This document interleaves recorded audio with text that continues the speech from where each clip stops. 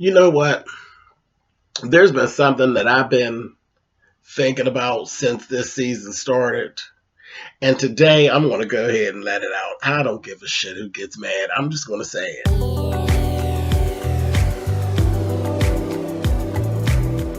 And I'm like, come on through, Cookie. I'm going up on my soapbox. That's basically it. Let's talk about drag and all its forms.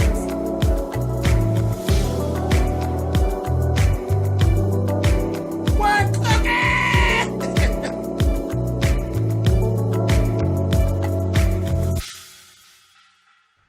Hey guys, thanks so much for clicking on this video. This is my review for Love and Hip Hop New York, Season 8, Episode 7.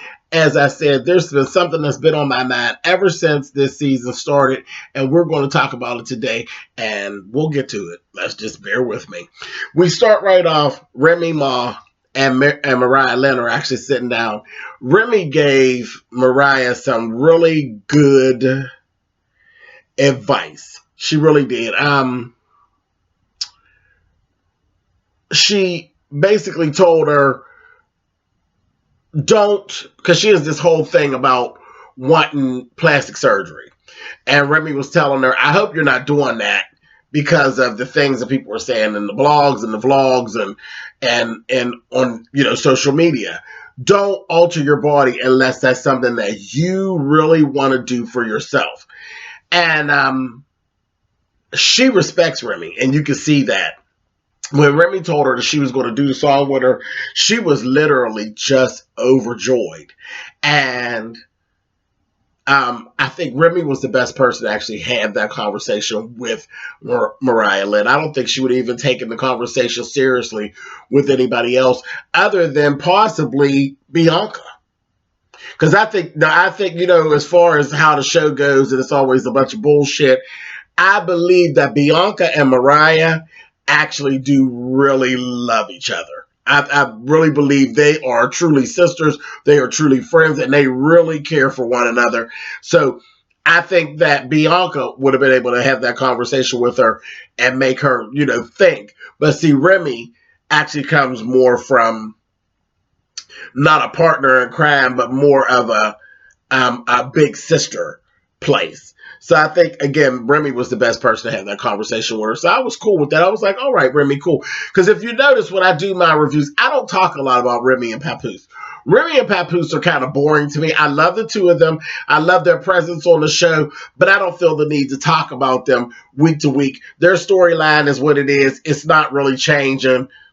So I just don't say anything about it because it's just useless to me to keep talking about the same thing. I like watching them and seeing them, but I'm not going to keep talking about how they're not going anywhere with this IVF thing. So that's why you don't hear me always talking about Remy and Papoose. But I do like Remy and I do like Papoose. Okay, cool. Anyway, next, we actually did see Papoose and Joc. They actually are doing music together. Papoose is mentoring Joc. Papoose actually gave Joc some talk about what was going on. Told him, slow up a little bit. Yeah, you really did the most by throwing the girl out. But if you feel strongly in your person that that's what you needed to do, then yeah, I'll have to stand behind you on that because what you got going, it was a lot. It was a lot, but I don't know if you had to go to that extent. But cool, I'm going to support you in your journey with it, which is what you need people that are mentoring you to do. You don't really need a person that's mentoring you to always be telling you you're wrong, you're wrong, you're wrong, you're wrong, you're wrong. That's not what being a mentor is all about. It's not always telling a person they're wrong. You're there to give advice and then be there for the bumps and the bruises. You can't live it for them. People have to live things for themselves. So Remy and Papoose are doing things exactly right because Mariahlynn did end up going through with the plastic surgery. But I think she sat in it with a clear head that she wanted it because she wanted it. You know what I mean? Now, whatever her reasons, I'm sure some of her reasons did have to do with the social media stuff, but she was settled that that was what she wanted to do for herself, and God knows she needed it with her flat-chested self. Anyway, But yeah, she went to see Dr. Miami, child. And I said, she's so inappropriate with her trifling ass. So, and when they going to be able to suck my teddies? I said,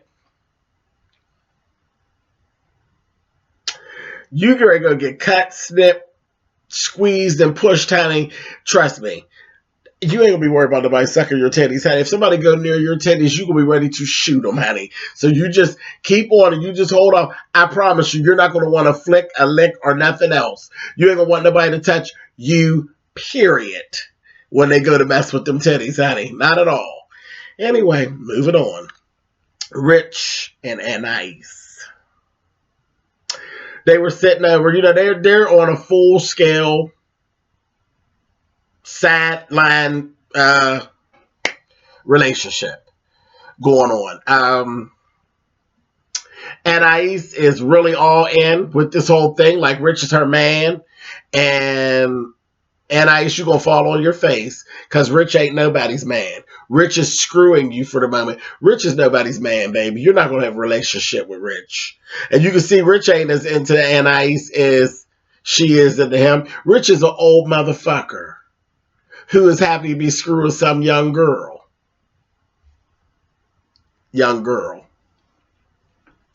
Anyway, Anais, I think she's disillusioned when it comes to Rich. I really do. I really think she's disillusioned, and I think her feelings are going to get hurt because the next young thing that walks by that Rich is able to get a hold of, he's going to go and put his face in it, and Anais is going to be somewhere crying with her little funny looking self.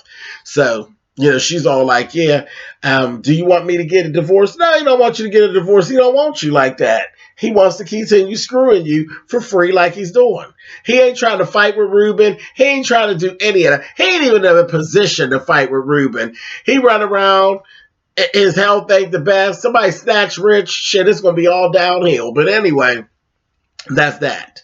And I'm going to talk about Anais a little bit more in a minute. Just hold on, baby. Just hold on. Next, we got DJ Self talking with Safaree. We hadn't seen Safaree since the whole thing with his uncle, and he had gone home. They did the funeral and all of that stuff. He was saying how, his mom was having a rough time because that's her brother. And he was having a hard time because the uncle was really a father figure to Safaree. And so we did get to see all that. And at least we got to see Safaree and see that he's okay for the most part. He's working through it. And DJ Self gave him a real good piece of advice. He told him, put it in the music. Put all the pain, the anguish, and the angst and all that, put it in the music. And we saw later in the episode, that's exactly what Safaree did. And that actually was helping him to cope and work through. So Safaree's going to be okay.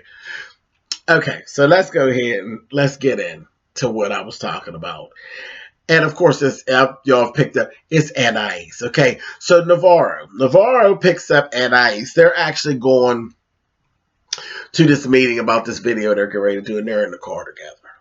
So I'm actually sitting and I picked up on, because I watched this part like 3 times, this one little segment.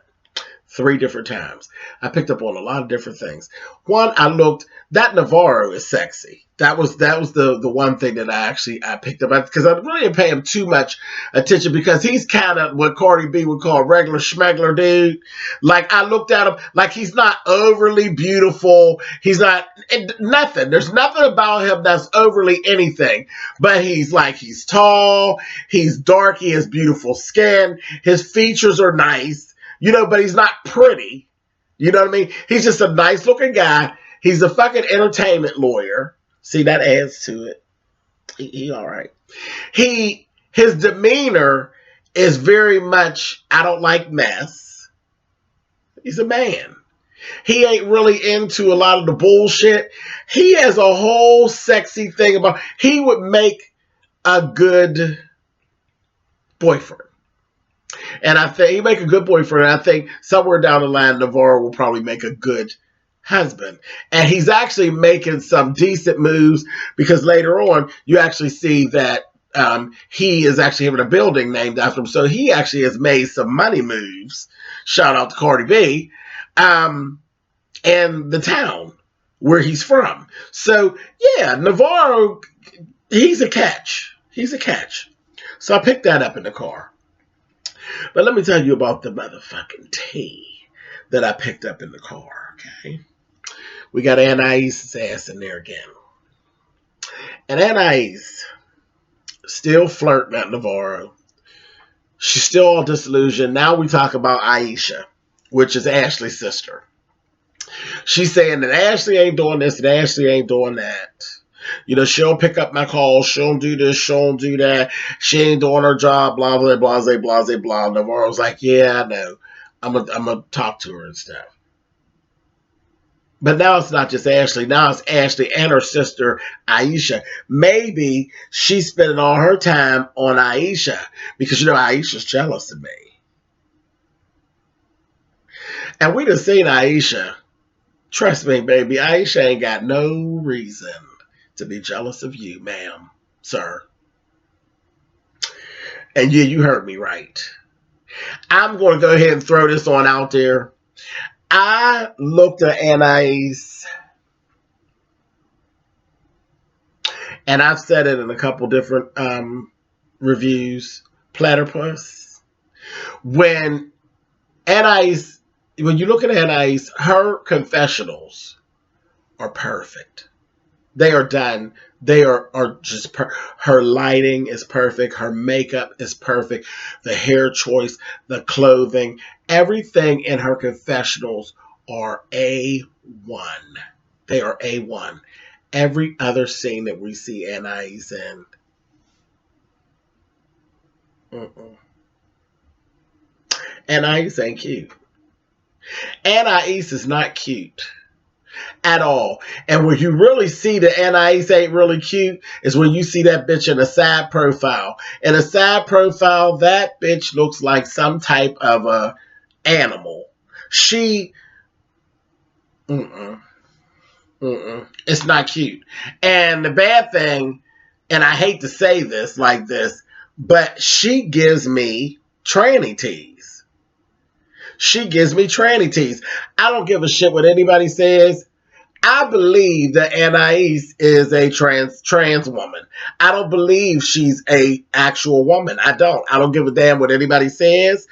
I kept looking and I kept paying attention and I'm listening to her diction and I'm looking at all the things that I know to look at when it comes to trans people and drag queens.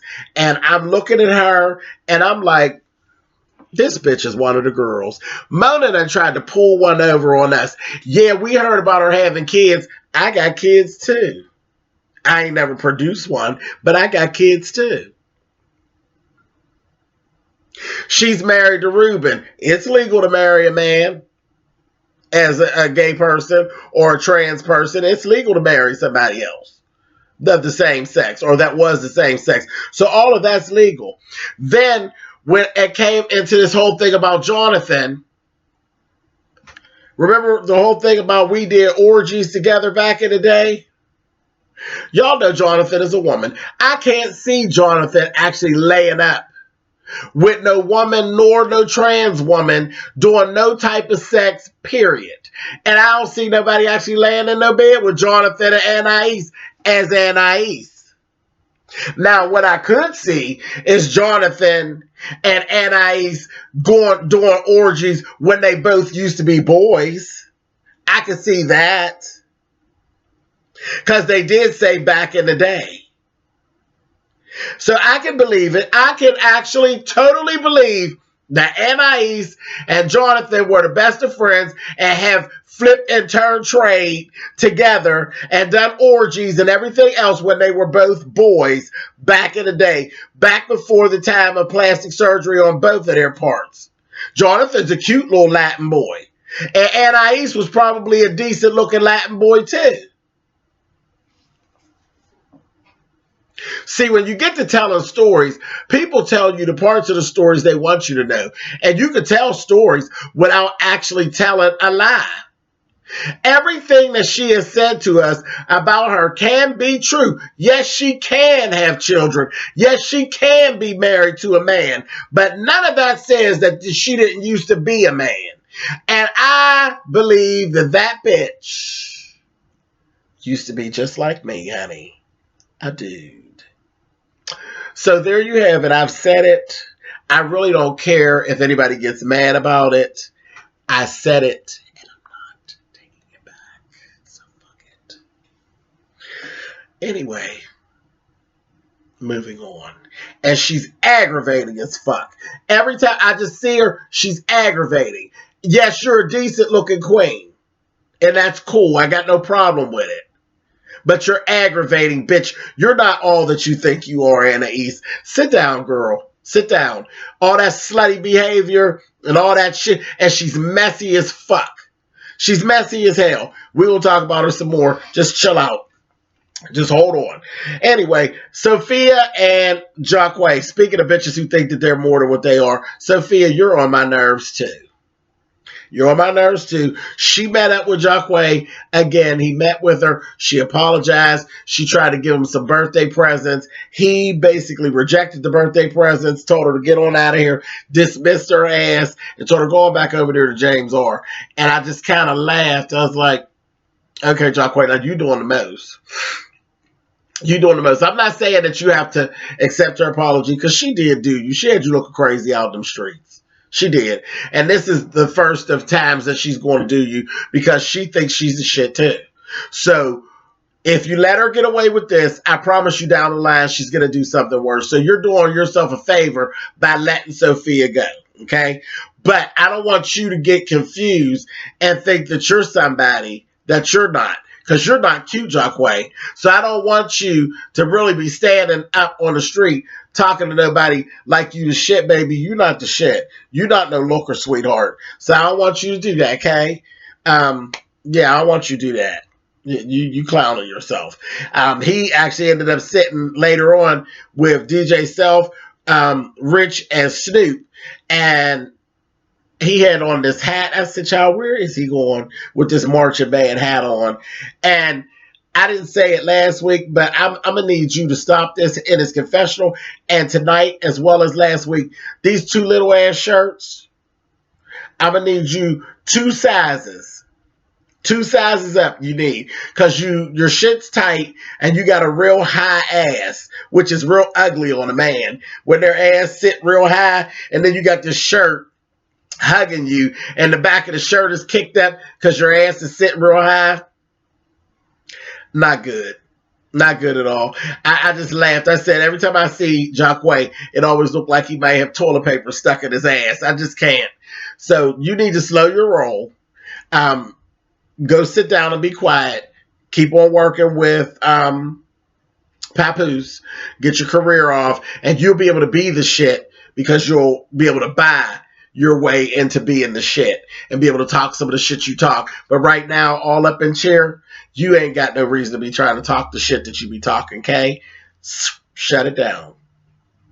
Sophia, you nasty slut, because that's what you are. You're a slut. You just ain't fucking so fast, but you're a slut. You took your ass right on over there where the shit didn't work out here. You took your ass over here with James R. And now you're going to move in his house. And he's sitting up there looking at you and all that old fake ass acting. Oh, the dog. They said he's going to die. He swallowed a penny. That dog can shit out a penny just like you can. Stop it. Stop it. That dog ain't no problem with that dog shitting out no penny. Let a goddamn Rottweiler come by him. You'll see just how much that dog can open up, Patty. She'll open right up for a Rottweiler the same way you can open up for Joc and open up for James R. and figure out who's biggest, honey. Your dog can function the same way, bitch. Anyway, so that wasn't number some bullshit. But you went right on over there. And then did y'all notice James R. called that bitch garbage? Right to her face. Told her another man's garbage is another man's church. She said, wait a minute, I'm not his garbage. Yes, you are. You are garbage, bitch. And you were sat out like garbage. You and your pooch, honey. He took you right in. And James R is a perv. He's sitting up there looking at her. And I swear, I said, I can hear some background music playing, honey. Because he was looking at her like, yeah, that's okay. He did me a favor. James R will take care of you and the dog. I said, child, now's the time to insert some music. It was given, honey, girl, I'll suck your pussy. Girl, I'll suck your pussy. I said, oh, he don't want to be friends, bitch. He gonna get you in there, bang you around a couple times, and then guess what he gonna do? He gonna put you out too. Because he's gonna be sick of you. When the next little high yellow piece come by, honey, that he thinks he wanna jump on with his cute, big-headed ass, he gonna put you out too. Because you're a slut, you're garbage, and you're going to be sat out again. Get out of here. She's ridiculous. She don't need to come back no more either. You're a tramp, and everybody knows it. That's the bad part. Everybody was talking about. Everybody knows it, girl. Get out of here. Anyway, so let's go down to talk about Navarro and Aisha. Aisha approaches Navarro and basically said the same thing. Everybody's talking about Ashley and how Ashley ain't doing her work. She's talking about, this is my sister, but I want her fired. She went down to the office, told Navarro she wants her fired. He's like, that is my girl. I can't fire her. I want her fired. She ain't doing like she's supposed to do. I want her fired. So she has the same gripes with her that Anais had with her. But Anais got it in her mind that she's so motherfucking pretty that Aisha is jealous of her. And I'm like, looked at Aisha, look at Anais, girl. Child, Aisha ain't thinking about you, Anais here. She not thinking about you, okay? Stop. Anyway, so when they go down to the little situation for the building naming, that's when it all blew up. The whole situation with Anais and Rich became very evident. Navarro was like, what the hell? And he told her basically, that's a bad idea. It is. It's a bad idea. But whatever. Ain't nothing I can do about it. It's a bad idea. And then Anais gets into a little tete-a-tete with Aisha, and she said, come over there talking, and Aisha's like, girl, how many drinks have you had today? How many drink I have? Getting all smart, and then walks away. Then she eavesdropping when Ashley comes up. Because first Aisha and Navarro was actually speaking about the firing. He's like, no, I ain't fire. This, that, thing, the other. I'm going to work it out. So Anais overheard it. Then when Aisha is standing there talking, and Ashley comes up. So now you got Navarro, Ashley, and Aisha standing there. And that goddamn messy ass Anais comes over and say, oh, girl, did you know they was just sitting there talking about firing you, girl? I said, this messy goddamn sissy, honey. I said, she's a mess. Got it all started. It was like, they told her, girl, this is about family. You ain't family. She'll say, whatever, and then twirled on off. Started all that shit. Now, this is what I didn't understand. So, naturally, Ashley got an attitude. And she basically said, fine, it is what it is. I'm not going to worry about it. You feel as though I'm not doing what I'm supposed to do. Fuck this company. Fuck all of that. You run the company the way you want to run the company, Navarro. Work it out. You, Aisha, God bless you. Work it out. I'm done. It don't make no difference. And she walked off. And that was it. That was the end of the problem. And then it went crazy because then Aisha turns around and flips the script on Navarro and says, you get this together, Navarro, or we're not going to be working together. Wait a minute, bitch. Wait a minute. You wanted him to fire Ashley. In essence, that's what y'all just did. Y'all didn't fire her. She fucking quit. Y'all talk shit. She walked up on it. She quit. That's the end of the problem, right? So what the fuck is you talking about, Aisha? What is you talking about? Now, is this some shit that Mona done cooked up? Because if so, you let Mona do you, because now we're going to be looking at you and reading you because you sound fucking stupid. Anyway, Navarro, if I was you, I'd let them both go. I'd get rid of Ashley and get rid of Aisha, and don't worry about it. Fucking go on with your business. I mean, I ain't saying leave Ashley as your woman, but go run your business. You ain't got a business running a business with your woman, no way. Fuck all that. Take her and put her in the house and let her sleep till noon and go on and get you another business partner and don't even deal with Aisha because that bitch is stupid. Anyway. But that's it. That's all I had to say about this episode. So y'all tell me what y'all think. And go ahead and tell me what you think about that whole Anais situation. Go on and put it in the comments. I know some of y'all going to be pissed off, but that's okay. I can take it. I just want to know what y'all think. All right. I'll talk to y'all next Monday. Later.